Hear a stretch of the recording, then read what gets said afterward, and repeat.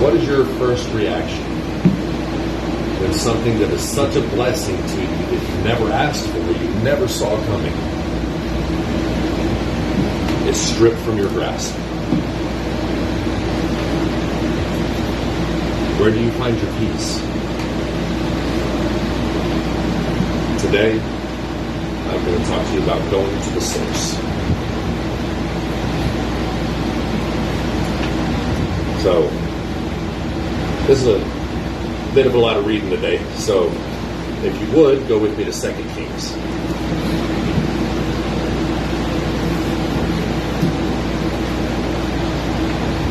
Chapter 4, we're going to start in verse 8.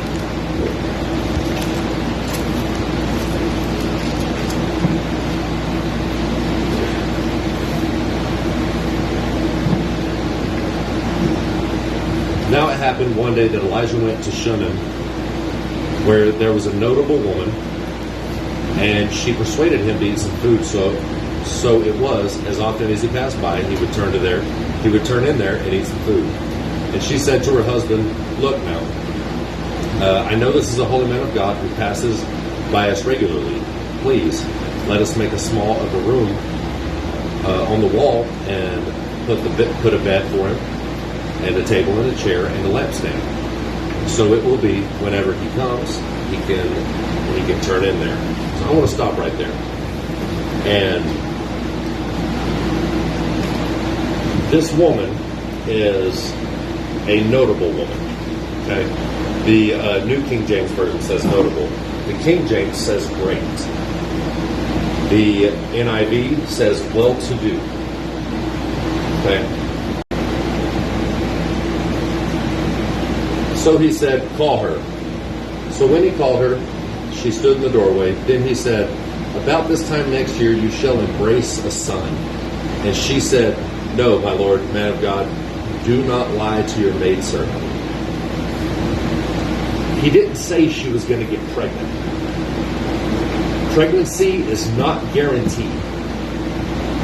He made a guarantee to this woman with his authority that he has in Christ, in God.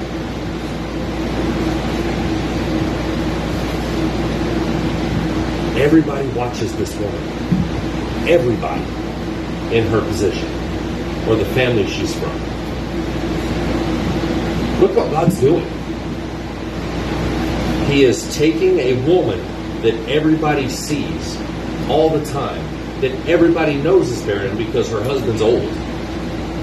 And through Elisha, he is prophesying over her that she will be holding a son that next year. At that time, that next year, she will be holding a son.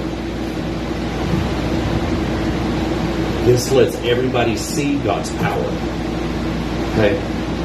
So, verses 17 through 22.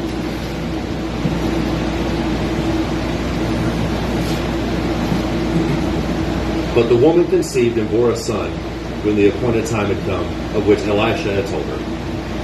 And then the child grew.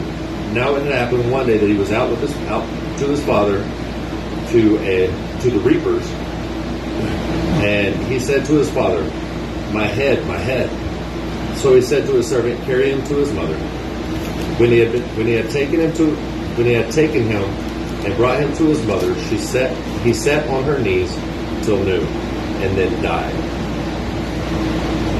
She went up and laid him on the bed of the man of God, shut the door upon him, and went out. Then she called to her husband and said, "Please send me one of the young men and one of the donkeys, that I may run to the man of God and come back." So, we've already seen one miracle happen. A barren woman that didn't even want this, or had lost hope that she could have it, was gifted this, and then it was pulled away.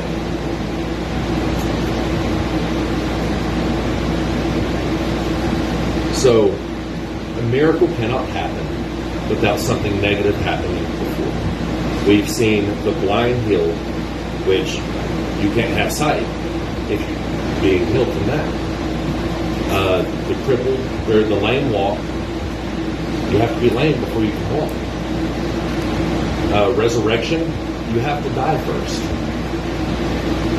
There's two parts to a miracle. The last part's the best part. Verse 22, we see her again go to her husband. Give me one of the servants and a donkey. Let me go. Verse 23.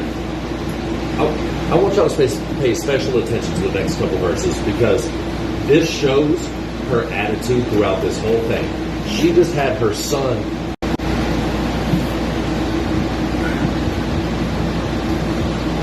And he said to him, say now to her, look, you have been concerned for us with all this care.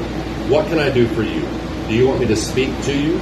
Do you want me to speak on your behalf to the king or the commander of the army? She answered, I dwell among my own people. Let's stop right there again. So, this tells me she's not doing this to get something in return. She is doing this with the true heart of a servant, which is exactly what we are called to do as followers of Christ. And in a pagan society, being a follower of Christ, her actions show me that she is a follower of Jesus. This also shows me that no matter what position in society you hold, you can still be a servant. No matter what authority you think you have, it is bestowed upon you by somebody, by the one. You can still be a servant and hold authority.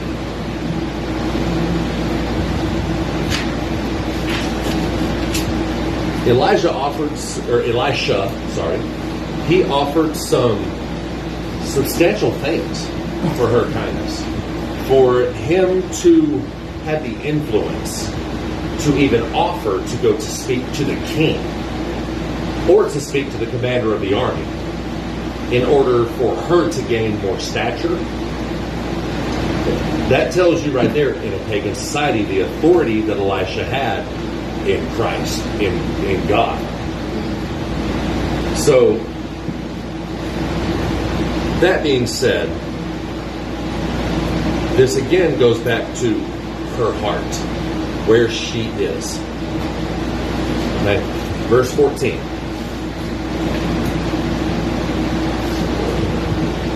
So he said, what then is to be done for her? And Gehazi answered, actually, she has no son and her husband is old.